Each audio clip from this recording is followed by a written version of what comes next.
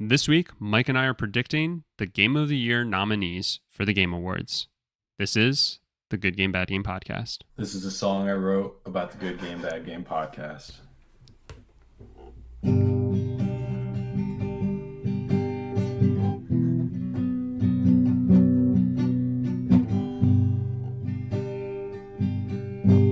Good Game, Bad Game podcast. Hello, everybody, and welcome back to the Good Game, Bad Game podcast. I'm your host, Spencer, and with me is a man who is nominated for co-host of the year for the Good Game, Bad Game podcast awards. It's my co-host, Mike. Mike, how are you? I don't want to talk to competition. I think you're a shoo-in, if I have to be honest. Would you be up for host of the year or co-host of the year? Co-host. I mean, we're both co-hosts. There's only two of us. I don't really know. It's weird to say like I'm your co-host. I'm your one co-host, I guess. But I always considered it that we're both like we're co-hosts. I mean, to get into the magic of the show, as they say. Mm-hmm. I do nothing. I show up, and I do little. Record. So, I think for you to have title of host makes perfect sense. I write the intro, which sometimes there's effort, and sometimes it's this week. Yeah. And I write your little one-liner, which amazing that for the most part I always have a unique one. Your week over week. I can't remember you repeating any, so I'd probably catch on to that. I don't know if not that I repeated any. I know I've definitely thrown in the towel on a couple. Oh yeah. You know. Can't win them all. No. This is a pre-record just to get that out of the way, so we're not going to exchange any real pleasantries in terms of what we've been playing, because unless you've miraculously, I don't know, played like a level of Candy Crush since we ended the last recording and started this one, I feel like we're all caught up. We can just dive into it. We've played a significant amount of Super Mario Wonder. I'm about halfway through Phantom Liberty. Okay, all right. And I bought a PS5 and beat Spider-Man. These are all things that could happen. Yeah. That have happened. That's true. That's true. And I will have hopefully swung through the streets of New York. That's just slinging ropes. But yeah, I thought it would be fun because we kind of had this weird timing to have to do a pre-record. Rather unfortunate timing, I guess. But I thought it would be fun. The Game Awards are, well, we're a little over a month away from them. They're December 9th, I want to say, early December. And we don't know what the nominees are just yet. We'll probably have those announced at some point in November. And I thought it would be fun to see if we could try and guess in this fantastic year of games, if we could try and correctly predict what the 6 nominees for Game of the Year would be.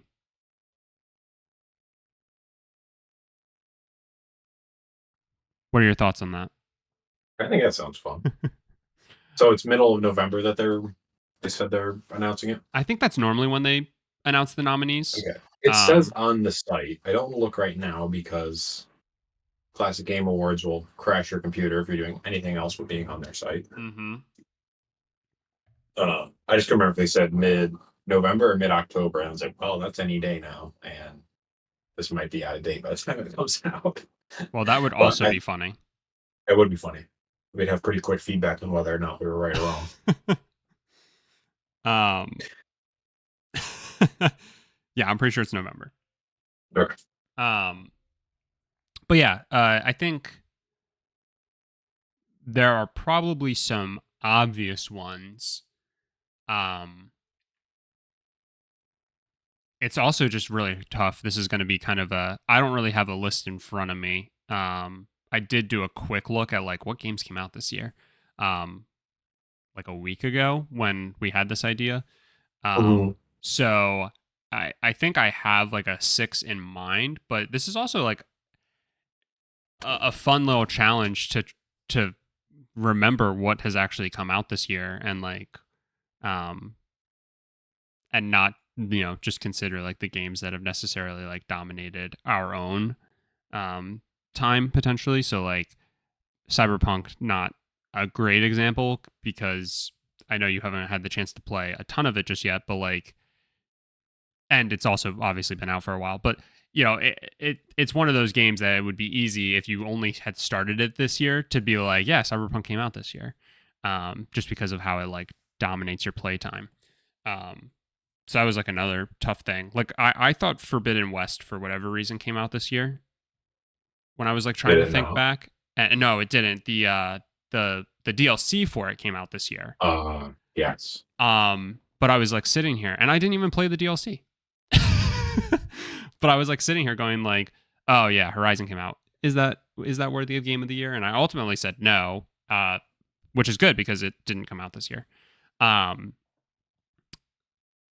So just to get one out of the way that I think we're both probably going to be in agreement on, I'm assuming Baldur's Gate 3 is going to be nominated, is going to be one of the nominees for Game of the Year.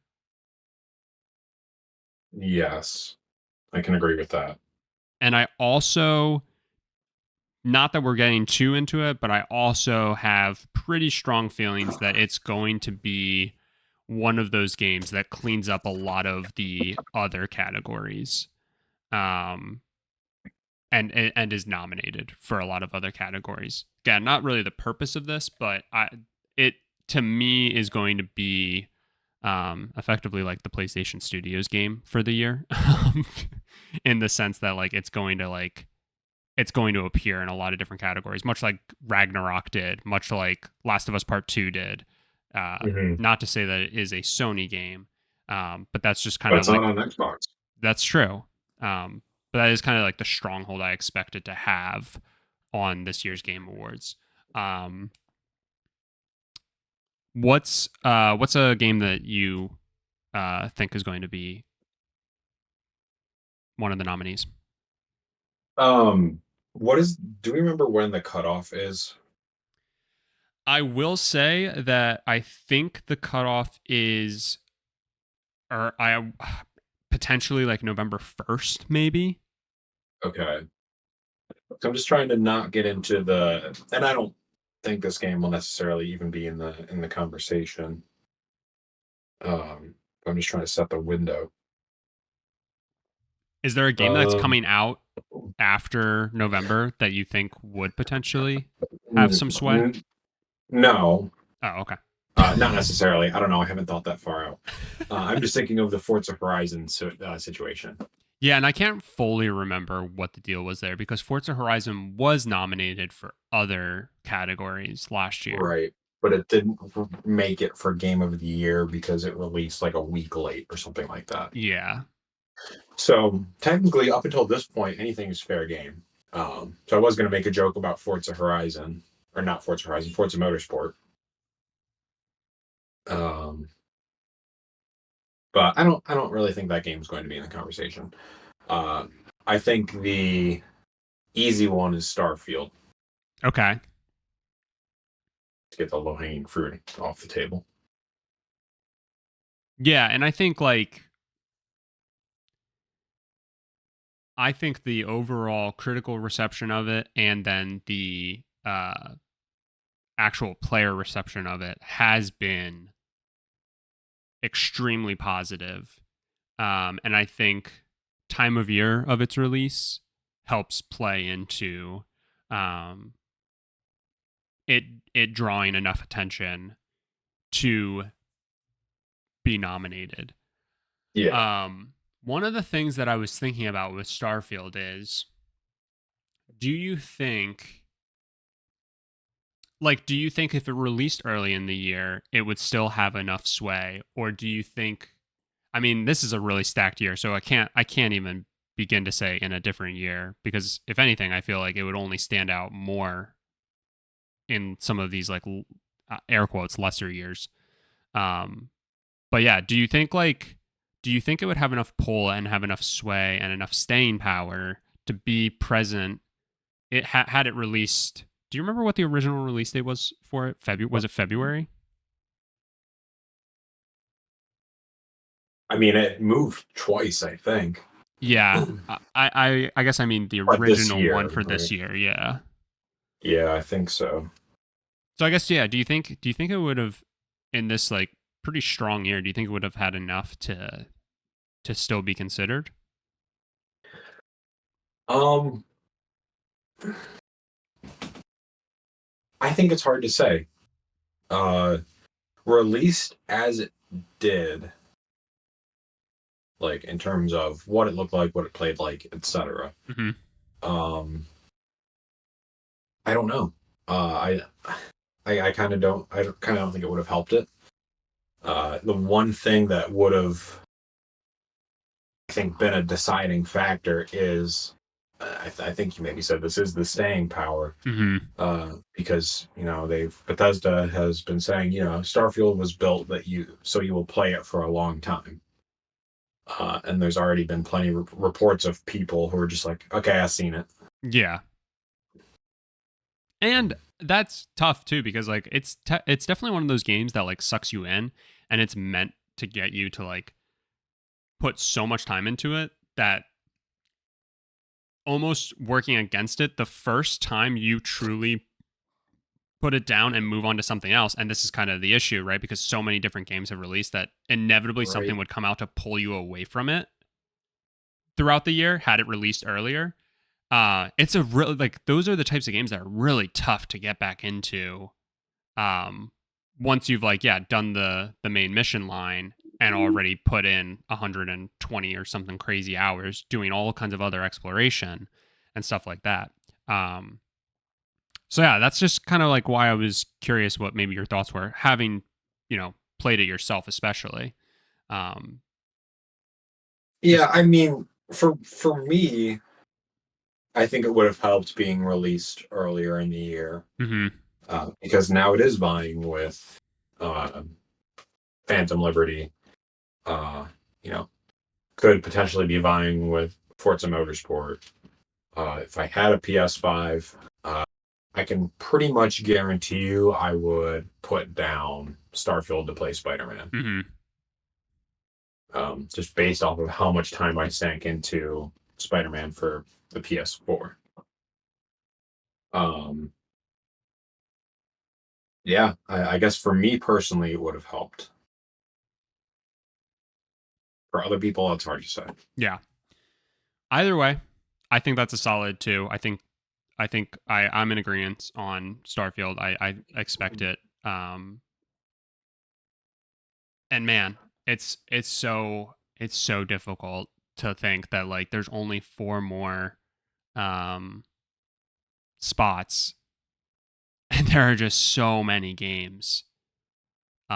This is only like a half like uh in honor of the amazing year of games that we've had. This episode is really only getting to scratch the surface.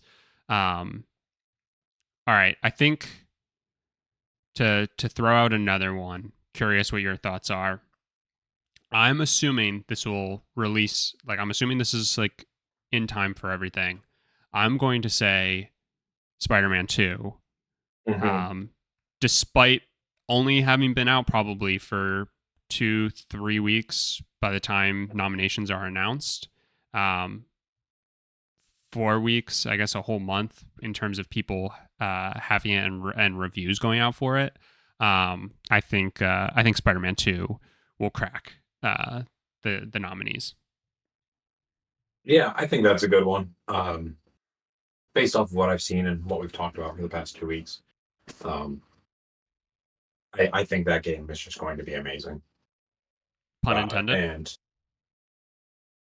sure. No, The Amazing Spider-Man. And yeah, no, I got you. Oh, okay. I just wasn't going to give it to you. Sorry. Good. I think that is going to be one of the games. And we've kind of had to call this out because it's been such a weird generation where you're going to play that game and you're going to say, okay, this is something the PS4 absolutely could not have done. Yeah, Yeah, That's not like a gimmick, you know. I was asking that question because like Ragnarok is PS5 and PS4, um, but Rift Apart wasn't. Rift Apart was Ratchet and Clank was just PS5, right? I'm not crazy. I believe so because they were selling it as this is something you can only play on PS5. Yeah, And then somebody, I think, recently recreated essentially the PS4 hardware on a PC and played it just fine. yeah. I was trying to think like I hadn't seen anything that Spider-Man 2 was going to be on PS4. I don't think it will be Yeah, and I because if it would have been, I would be getting it for PS4. right, yeah, um, man, and I'm so excited to play that game because as of right now, um, I'm curious because I in the past had said that I wanted to try and play more new games so that I hopefully can have a discussion and a debate with myself over what the GOTY should be. And so I'm really excited for Spider-Man 2 and to be able to if the nominees play out this way to really be able to like dive into like all right, Baldur's Gate 3 or Spider-Man 2 or you'll be able to like talk about Starfield in that mix and it's just like um really exciting, just really exciting to have gotten to like touch some of these games and hear firsthand at least your feedback on some of the games and stuff. Yeah, it's gonna be exciting. And I think Spider-Man is going to, much like Starfield and Baldur's Gate did, I think it's going to heavily dominate the media cycle for gaming. Um, you know, as of this coming out, I'm assuming it has dominated the media cycle. So it does feel like a shoo-in to be nominated. Yeah, I think for my next uh, nomination, yes, it's in the exact same boat because it comes out the exact same day, Mm-hmm. and that's Super Mario Wonder. We are so in sync right now, dude. It's crazy because I am. Yeah, I agree. I went back and forth because I'll I might save like an honorable mention for the end, but there is another game that's coming out closer to the nomination window that I could see maybe having potential. I just don't think it has enough time. But yeah, I mean, as of recording this, the IGN review came out for Wonder and it got a 9. Mm-hmm. Say what you will about IGN. Uh, I feel like that's got to be it's the first new like truly new 2D Mario in what over 10 years. Since the Wii U, yeah. Yeah. So it's kind of a big moment. Uh, so I think that one will be beyond there. Yeah, I mean, you can't understate you know, how meaningful a new Mario game is to gaming in general, right? Like you think about the absolute monolith that Mario is in gaming and how it's really set the pace for the industry. Um and yeah, in a similar sense, it's going to dominate the media cycle. It's so funny that we've now twice this year had two massive releases. If this holds true, 4 of our nominees released on 2 days. That's Yeah. nuts. That is absolutely insane to consider. That really shows you how packed the year is, and the window for ideal releases and what that looks like and stuff like that. That it's impossible to release your game in a perfect window that you have to just end up landing on the same day. Now, granted, Baldur's Gate 3 did technically come out for PC before, but if you're talking about console release, you'll have 4 games releasing in 2 days, and that's absurd to consider. And they all, in their own right, are able to capture and captivate the audience enough to not be overshadowed and I'll talk about what my next nominee is, but think back to Breath of the Wild and how it completely overshadowed Horizon. Think back to Elden Ring and how that completely overshadowed Horizon. It's just crazy to think that like these games could release so close together and still receive the nominee. And that's why my next nominee, You want despite to say it at the same time? being so far removed, sure, yeah, let's say it at the same time. Ready? Yep. 3, 2, 1. Tears of the Sea of Kingdom. Stars. Okay, interesting. Yeah, right. Yours was overshadowed because I forgot that game came out this year. Right. And that's kind of why I was talking about the whole Starfield thing. Like, had it released earlier, but not quite in the same way as Elden Ring, and how Elden Ring really did stay throughout the whole year. Zelda really dominated the media cycle. Every piece of gaming content that I saw, on Twitter, for a good while was related to Tears of the Kingdom, and it was never the general story or anything like that being spoiled. It was just absolutely the environment that had been created for you, almost like a sandbox to play as Lincoln. And I think, similar to Mario, Zelda just carries such a name and so much weight that that's why I think it's maybe not super clear, but I think it's pretty clear candidate for a nominee at the very least. Now, to play devil's advocate, Go ahead. let's say that Starfield launched when Tears of the Kingdom did, Mm-hmm. and Tears of the Kingdom launched when Starfield did. I don't. Kind of just to go back to your conversation, do you think it would have the reverse effect? Do you think we'd be saying Starfield right now? Well, I think the issue would be, I don't know if, to your point, how you said you forgot that Tears of the Kingdom came out, I wonder if people would have forgotten that Starfield came out with 4 games releasing so close. If you say Tears of the Kingdom and Baldur's Gate 3 release on the same day for console, and then you still have Wonder and Spider-Man releasing on the same day, you have 4 games so tightly packed together that, yeah, I would question if people would be able to go back and if Starfield would have had the staying power for people to remember. And that's kind of why I brought it up. Because I think it's completely fair for people who have forgotten Tears of the Kingdom came out this year. I mean, it's been an absolutely absurd year. It's been an absolutely absurd second half of the year alone for gaming. Like, you could easily do 2 game awards by breaking the year in half. That's how jam-packed it's been. And also, like, I haven't played Starfield. I mean, I didn't play Tears of the Kingdom either, so I'm definitely going off of what I saw and, again, just kind of assuming with Zelda, just being the massive franchise that it is, that it's kind of awarded that luxury that I question if Starfield would be given that same fair shake, if the roles were completely reversed and flipped exactly. Yeah, it's so hard with Nintendo games for some reason. And of course, I'm a little biased because of Metroid, but like for me, when Metroid Dread came out, like that felt like like that was kind of my Mario moment. I'm not huge into Mario. I can enjoy playing it, but in terms of franchises, like Metroid is my Nintendo draft horse. But like I just feel like that didn't get anywhere near the media attention it should have gotten. Like, it was like, oh, cool, 2.5D Metroid is coming out. Yeah. Anyway.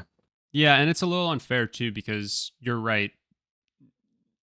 Nintendo games are like such a celebration when they come out. I think the issue is that like Metroid has always been somewhat of an alienated fan base, and a much smaller. It's definitely been the minority of like Nintendo franchises fan bases. They're super loud about wanting a new Metroid game, and they can really like rally together for it. But it doesn't have like the same public. You could walk up to somebody on the street and show them a picture of Link, and they'll say Zelda. You could walk up to somebody on the street and show them Samus, and they'd be like, I don't know, some dude in a in a mech Yep. suit. You know what I mean? And it's like, yeah, they're both wrong, but you know what I mean? Like the one I feel like has a general population recognition. Yeah. And that's why any year that a Zelda game comes out, I feel like it's probably going to vie for Game of the Year. And like you think about what Tears of the Kingdom did, like it added this whole building mechanic. It made people think that that's the thing that every game is going to need moving forward, and it's like, dear God, please don't. That's what's kept me from playing it, frankly. Yeah, but I mean, like, it's just such an interesting, unique thing, and for the reception of it to have been so good that like you get other people thinking like maybe this is the thing that every game needs is such an insane pull.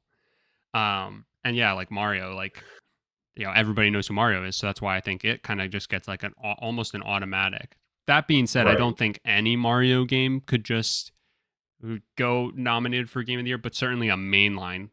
And by that I mean like a Mario Odyssey type RPG Mario game, or a new TD side-scrolling Mario game platformer. I think has like the pull that it is almost guaranteed to be considered for a nomination for Game of the Year. And see, I don't know that I have that for the 3D versions of Mario. Because I know plenty of people who only like the 2D platformer, like classic Mario. Yeah. Um, But I think Odyssey was nominated, and it might have won Was Game of it? the Year the year it Oh, came wow. out. I can't remember, but the overall reception of Odyssey, Super Mario Galaxy, Sunshine, you know, I mean, they did the whole collection, right, for the Switch of 64, Sunshine, and the first Galaxy. But you're right. I would say the general fanfare is definitely around probably the 2D ones more so. I think my marker for a good game of the year is it has to kind of push the envelope, or at least be some degree of a cultural phenomenon. And I think that's the hard battle with Nintendo, is that they're reiterations of foundational games. Mm-hmm. And maybe that's why they don't get the attention. And part of me was, wanted to say that I don't really see that Tears of the Kingdom did that. I mean, it had a ton of hype around it. Yeah. And I don't feel like it got the attention that warranted the hype. Other than, I mean, like kind of, I think this was kind of your point earlier. I haven't seen like any gameplay other than people building dicks. Yeah, building a giant dick coming all over Ganondorf or whatever. Right. Or someone building a ship that can drop bombs and then putting Fortunate Son over it. That's all I've seen from the game. Other than that, I have not heard anyone say like, oh, the story is great. It's like this fantastic game. It's that it added this mechanic of building. And people are just finding it comical. But it does help keep it in the media cycle. Yeah, and the general overall feedback on the game is that it's great. I almost think that having a gimmick that people can show off instead of ruining the story or whatever is almost better, you know? Yeah. True. And funnier for sure. Just watching people sacrifice Koroks. Oh. There's some real sadistic people out there. And they showed themselves in Tears of the Kingdom. I can just like see the Nintendo executives launching this game being so excited to like see how people can manipulate the game to like build to get to different areas and approach the game differently. Instead, they're seeing people torturing the Turoks and building giant flamethrower dicks that wave back and forth. They're just like, no. Oh, you had one job. Yeah, I like to think that they didn't see this coming. because that's funnier. Literally. But oh man. Okay, so uh do you maybe disagree with Tears of the Kingdom as a nominee? I don't think so. I think it'll be one of those games that'll be up. I don't think it'll be in the top 3. But you still think it'll take one of the 6 spots? Yeah, I think that's safe. Okay, cool. So then, It's got the making of the game of the year, and at this point, it's like the biggest games that came out this year, and then maybe 1 or 2 like dark horses. yeah. And I think like you kind of brought it up, like the hype machine around it was so big that I think that's also going to like that also helps play into it. I think that's also the thing that probably helps play into Starfield that maybe that I wasn't really considering that maybe if the roles were reversed, the hype machine for Starfield was just so massive that that alone might have been enough to carry it and push it to the nominee section. So Yeah, when you take that into account as well, yeah, that's again it just carries the name. That's why I thought it would be top 6. So okay, so far we're in agreement on 5 of them. yeah, So what do you think and takes the final spot? Do you think Sea of oh, yeah. Stars? Yeah, I think that's my dark horse. It feels like every year there's a smaller game that makes it that just kind of captured everybody's attention. Um, I'm trying to think of what it was last year. I mean, maybe Stray. Stray probably would be the one last year, yeah. Yeah, I think this is this year's Stray. It feels like it kind of came out of nowhere. I mean, you immediately kind of pitched it to me. I've seen so many people online just saying how great of a game it was is. Uh, so I think that's kind of my smaller game nomination for this year that I think maybe has a chance.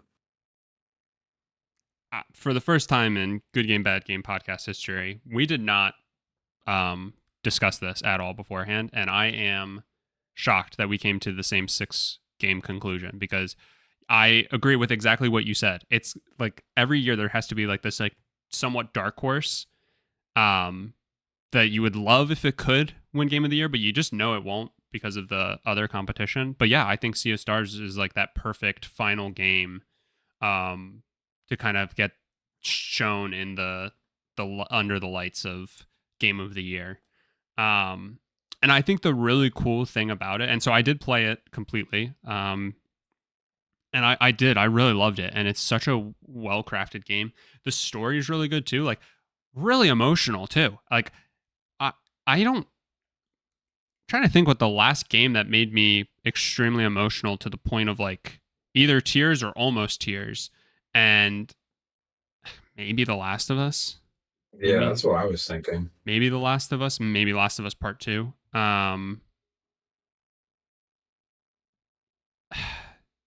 There were some story beats in this game that like they nailed it. Like it makes you emotional. And it's just so well done and it's so well made. And the awesome thing about it was that it released on both like subscription service like higher tiers. So like if you have access to the PlayStation Plus catalog or if you have Game Pass, the game was there day one to capture both audiences, both consoles, both player bases. It did release in a tough window, I will say. I believe it was like 5 days before Baldur's Gate 3 and Starfield, but nonetheless, it still got a ton of attention. And yeah, I love it. I love it as like the 6th nominee, for sure. Yeah, it's one of those games that I've been wanting to play ever since you brought it up to me, and then just like that's what it felt like. My timeline was full. It was just like, oh my god, you need to play Sea of Stars, and it's such a good like sleeper hit. And I haven't. I we'll see. I mean, I would really like to by the end of the year because it's not that big of a game, right? It's pretty chunky. Is it? I'm trying to think now. Granted, my playtime is a little messed up because it was kind of a really nice game that if I had like 30 minutes, between like meetings or something, and I just wanted to decompress for a little bit, I could just go put some time into it. So it did just sit up on my Oh, PlayStation okay. a lot. Um, so I think my total like in game time was probably like up in like the 50-hour mark, but it's the actual like story itself is probably a good 20 to 30, Wow. I would say. Yeah, it's good. It's really really good. There's a lot there, and it's like one of those games that like as you progress further into it, it like awards you like new abilities and stuff like that to like make going back to other areas easier and stuff like that. It's really good. I couldn't say enough positive things about it.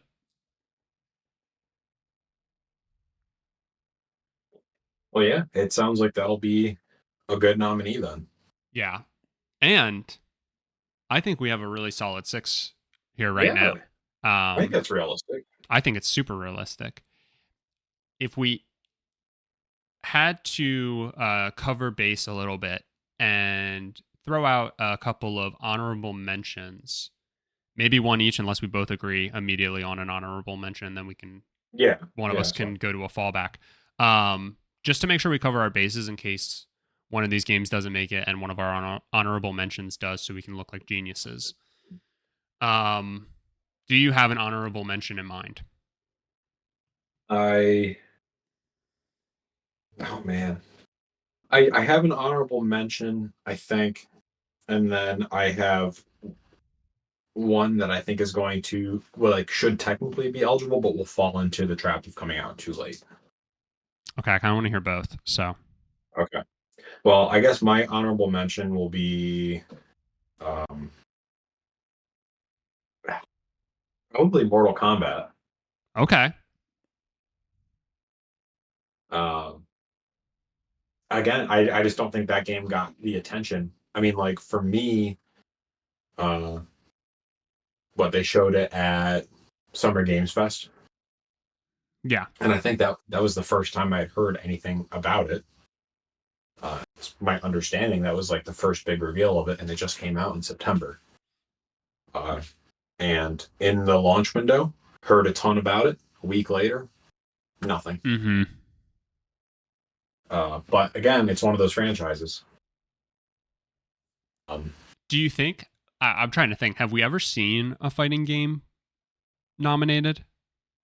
I feel like we talked about this last year. Yeah, I feel like we did too. Um, because I wonder if that's also something that unfortunately plays against it, just the genre. Yeah, Like we'll never see a sports game, a true to form sports game that is a gimmicky one, like one of the indie games that we saw that was like volleyball, but it was yeah, like an RPG type thing, right? Like something like that where it's like not a sports sim, if you will. I feel like. So I just wonder if like a fighting game unfortunately is given like an unfair look because at its base it's like just a fighting game, even though like Mortal Kombat has like a entirely fleshed out story and like incredible graphics and incredible gameplay and stuff like that. I just wonder. yeah. I just feel like Mortal Kombat. I would like to look at the history and see if any of the recent Mortal Kombat games have ever been nominated for Game of the Year. Uh, but I mean, it's just the name. Um, and I feel like, I mean, the main competition is Street Fighter, right? And I know we had a Street Fighter game launch last year, which I think it Yes, I think was so. nominated and possibly won Fighting Game of the Year. Um, I feel like there's something about Mortal Kombat that gets more people excited.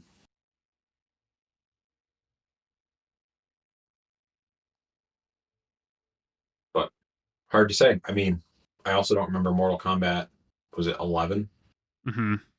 I don't remember people really saying a whole lot about that game. Yeah, I remember Mortal Kombat X more than I remember Mortal Kombat 11. Yeah, I played X. I did not play 11. X was fantastic. Okay. Yeah, that's why I remember it. That was also like early PS4, right? Yes. Yeah, I think a lot of stuff just kind of sticks out in my mind there because there wasn't much early days. Um, okay, I think that's a solid honorable mention. I think it's a good honorable mention too, and like a safe one in the sense that like it's kind of hard to picture it chosen over the six that we already mentioned. What is the game that has like a weird release window that you think is going to work against it? Alan Wake 2. Yeah. Yep. Okay. I was wondering if that's the one that you were thinking about, and yeah, I hear you. I wonder if it's going to be eligible for the other categories, but it's just simply not going to be eligible for Game of the Year. Yeah, I think it could be. Um, I just don't know what it would. I don't know what it would win because I feel like it'd be in like what best RPG is a category. Okay, you know, depending on the nominees, Starfield might win that. Yeah. Um, I don't know. Could I? It's hard to say without the game being out. But I mean, you could look at like art direction. Um, I don't know if they do like a horror series at all, but yeah, it's hard. Yeah. Yeah. I've heard really good things, and like everything up front looks fantastic about the game. Um, I still also like, and this is purely personal opinion. I still find it really hard to give it an edge over any of the six that we had said. I agree. Um, okay, cool. Well, this is perfect because neither one of those was my honorable mention. Um, which I was going to say, Final Fantasy 16. Mm-hmm. Perfect honorable mention. I think it's the exact same treatment that we were just talking about, literally for both Tears of the Kingdom and Starfield. And it's, does it have enough staying power in the media cycle because of when it released? And I simply think the answer is no for it.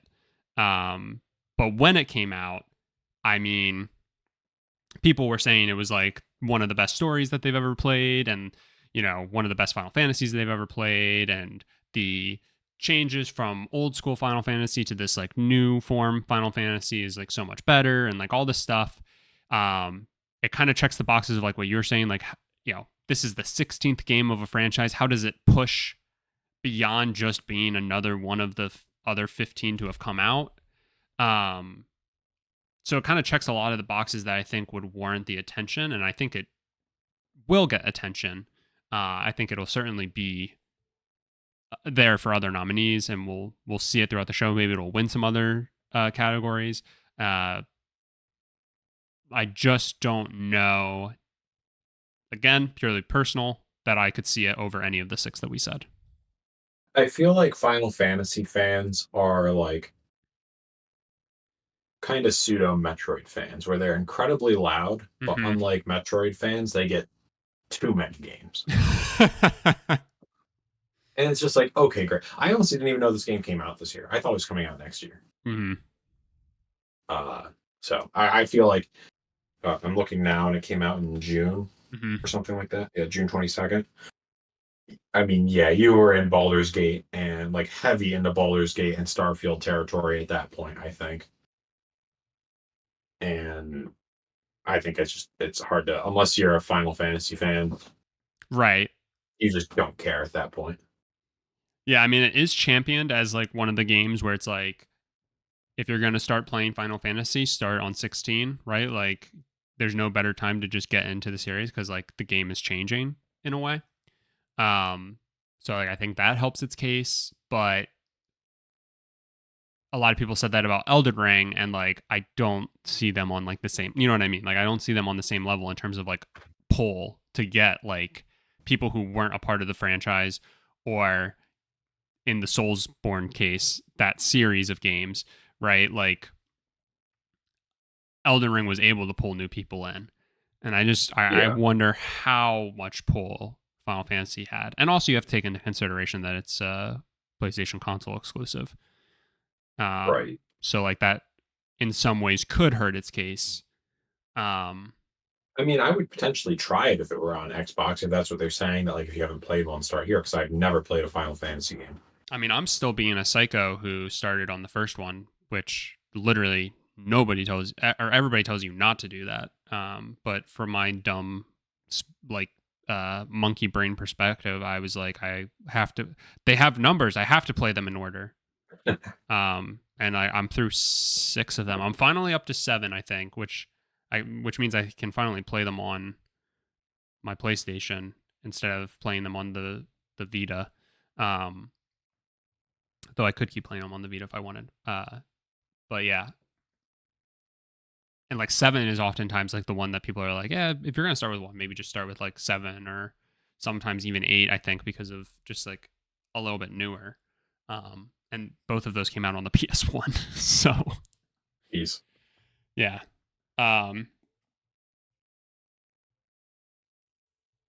But yeah, I think I wouldn't be surprised, I guess, if it ends up being one of the 6. It's a big name, so that helps for sure. Yeah. It had a great release at the very least, and a ton of fanfare around it. That just fizzled out real quick, and kind of gave way to the hype of Baldur's Gate and Starfield. So yeah, I'm curious if it has enough sway to stick. I guess the unfortunate thing is like maybe it gets a nod over Sea of Stars, but I'm gonna hold out hope that we get that like dark horse, like you said. And Sea of Stars has its spot kind of locked in. Yeah, I would rather see Sea of Stars. I mean, it feels like that's better for the industry, you know? Mm-hmm.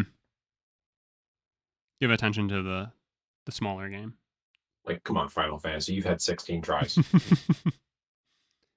and like the Final Fantasy VII remake was so big and such a change that it was nominated for Game of the Year, which is kind of crazy.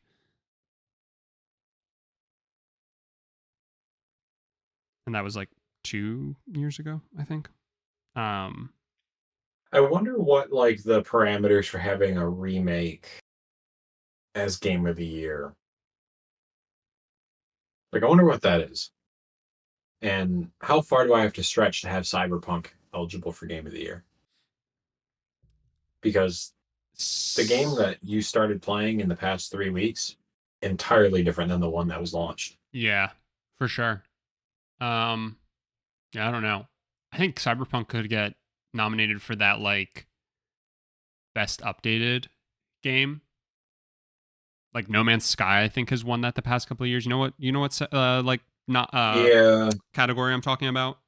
Yeah, like best long running or something like that. Yeah, like I wonder if it could get the nod for that with the massive changes it made, and then plus the DLC. There is no. How There, do you beat Destiny getting the last update though? yeah. There's not a There's gonna be a sentiment there. There's not a category for like best piece of DLC, right? I don't think so. Yeah. That'd be a cool addition though. Yeah. Let me just see. This is really interesting. So last year's nominees, just to quickly last year's nominees were November 14th. That's when they were announced. Yeah. So I don't think we have to worry about. We are recording this on the 18th to give the peek behind the curtain. So I don't think we have to worry about the nominees being announced before this comes out, and then people, when we're inevitably right, going, "Oh, you just said you pre-recorded it." I mean, I don't have a newspaper on me because it's 2023, but if I did, I would hold up a picture of it right now. There's got to be some degree of metadata. Maybe. But yeah, so they were announced on the 14th. It's so interesting, though, because it's a Wikipedia article. I don't know if there's a... Oh, I don't know. A couple of things are saying that this year the cutout date is November 18th. So anything that was released for public consumption on or before November 18th was eligible for consideration last year. So I just looked, and Forza came out November 5th. So I really can't remember what the nonsense was there and what the No, excuse was. they said that it didn't meet the window, and everyone was like, "Well, what's the window?" And they gave the window, and it fell within it. Yeah. And it was a whole thing. It was just they ended up saying that the official reviewers didn't have enough time. Yeah. Which I guess is like maybe fair, but like then also it was so weird that it was up for other categories. So anyway, Alan Wake 2 might actually be a really like fair guess. It's just gonna fully depend on like what the general reaction to it is once it's finally out. But it has like an extra week that Forza technically didn't have last year. Yeah, yeah. Uh I mean, I feel like that game could come out and just blow everyone away. yeah. And then how do you not have it in the conversation? It'll be a fun this will be a fun show, and what's crazy is that there's going to be so many snubs because what a fantastic year it's been. Yeah. Um so I look forward to discussing the winners and talking about the aftermath of it, but I also still am very much looking forward to maybe the following week after we talk about the winners talking about just reflecting on truly what an amazing year it's been for games. Yeah, I mean that'll be. I mean, we have talked about pretty much this entire year how we're going to need to do a review. But Mm-hmm. so to have one just our regular review and then also see like do the recap of the game awards at the same time, kind of sets us up perfectly. Yeah. Awesome. Well, I think that's it for this episode. So Who do you go ahead. who do you think is going to win game of the year? Probably Baldur's Gate 3. Probably. I feel like that's the safe guess Yeah, just because like I see it cleaning up just so many different categories. yeah, Um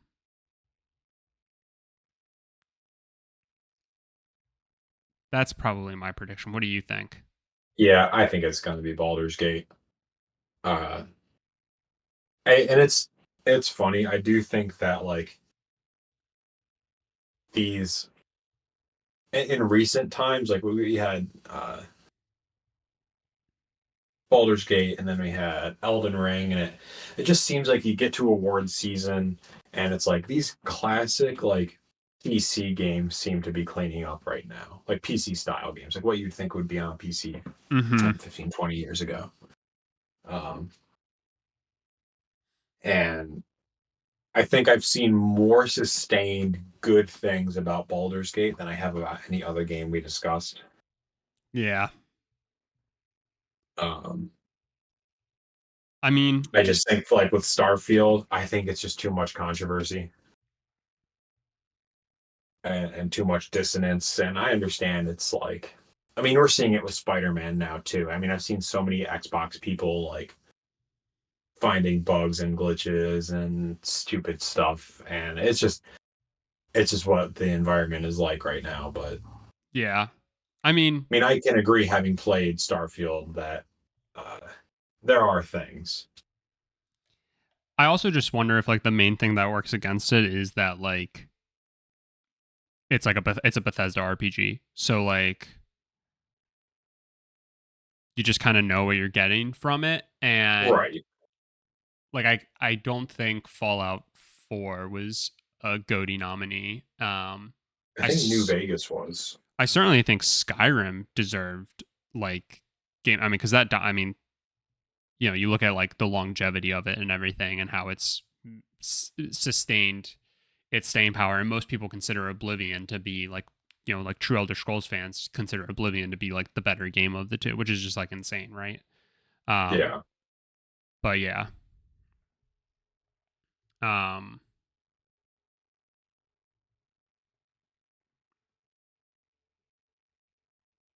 I'm looking back and like it's so funny because I think it's pretty clear, and I think last year was fairly clear with Elden Ring.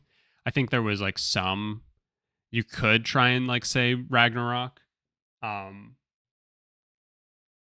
maybe had some chance, but it felt so obvious that Elden Ring had like dominated the entire year. But then you look at the year prior to that, 2021 was when It Takes Two won, and like I think there was a lot to be considered. Metroid Dread was nominated, Deathloop was up, Ratchet and Clank: A Rift Apart, Resident Evil Village, and Psychonauts 2 were the nominees. And I think like that was a kind of a tough year to like come up with who was going to be the winner. And then you look at like 2020, you had Last of Us Part 2 versus Ghost of Tsushima, Hades, Doom Eternal, Animal Crossing, and the Final Fantasy VII remake. I also think that's a tough one, right? Like that one might have been easier for maybe you and I because of our, just love of The Last of Us. But from a general like overall industry point of view, those are some bangers and like Yeah, tight, like very close to each other. 2019 was Sekiro, Control, Resident Evil 2. So that was a remake that got nominated. Super Smash Bros. Ultimate, Death Stranding, and The Outer Worlds. So there was a fighting game that was, if you want to consider Super Smash Bros. A fighting game. I do. So like that's also one that I think is like kind of tough. And then 2018 is just stupid. You got God of War, Monster Hunter World, Red Dead Redemption 2, Celeste, Assassin's Creed Odyssey, and Marvel Spider-Man. That's tough, right? Like those are all really tough years. And I think it's crazy that these past 2 years, it feels like there's been a pretty clear gap from the game that is, I would say, expected at the very least, and then the rest of the nominees, Yeah. if our nominees play out how we imagine they will. So I'm Yeah, looking forward to it though. I am too. Uh, regardless, the fact that we get to celebrate all of these games is just mind blowing. Yeah. And again, it's crazy that there are some games that are not going to get the recognition that they maybe would in another year. So It's funny. If Starfield doesn't win Game of the Year, I'm curious what they win. mm-hmm. Because I have to imagine that Baldur's Gate is also going to be in like Best RPG. And you're Yeah. probably also going to have Final Fantasy in that as well. And from my point of view, I associate games like Final Fantasy and Baldur's Gate as RPGs over games like Starfield. I don't know. I'm trying to like there's a distinction between the um the category. I don't know if Final Fantasy, I think a RPG has to be a game where you create your character and then like play out the story as your own character. I want to say is like the consideration because like you could say that Interesting. you in Spider-Man are role playing as Spider-Man, but I don't think that's truly what RPG is meant to mean. You know what I'm saying? So like Do Spider-Man's you just like an make a character in Persona? no, was Persona. Well, that's widely considered like a JRPG, right? Is there a different Yeah. distinction between? I would consider Final Fantasy a JRPG. Yeah, I would consider Sea of Stars a JRPG as well. And maybe there's a distinction between the two. I don't know. Maybe it's different flavors for how the different cultures consider it. But Yeah, I don't know. It's that's interesting. Maybe we have to do a deep dive into the difference between them one day. that would be informative for me because, frankly, I've always just kind of guessed. All right, well, get ready. I'll have a fun intro for it, and then everybody's expectations will be real high again. Good. Well, Do it. depending on what the news cycle is like, yeah, maybe I'll start piecing together some sort of thing, and we can have like a informational episode of the podcast to teach you what the difference and what makes an RPG, especially if we are confused by what some of the nominees are. So Yeah. Cool. And then that'll start a whole new informative series where we try to learn things about gaming we don't know. Jesus fucking Christ. Yeah, no, sounds good. I love it. Cool. Well, I think that does it for this episode. Like I said, be sure to let us know what you think the nominees are going to be. If there's a game that we somehow missed talking about that is so clearly going to be one of the nominees, be sure to let us know. As always, leave us a rating or review wherever you listen. It'd be greatly appreciated. And most importantly of all, if you could just share this podcast with a friend, help the podcast grow, that would also be greatly appreciated. Other than that, we will talk to you next week.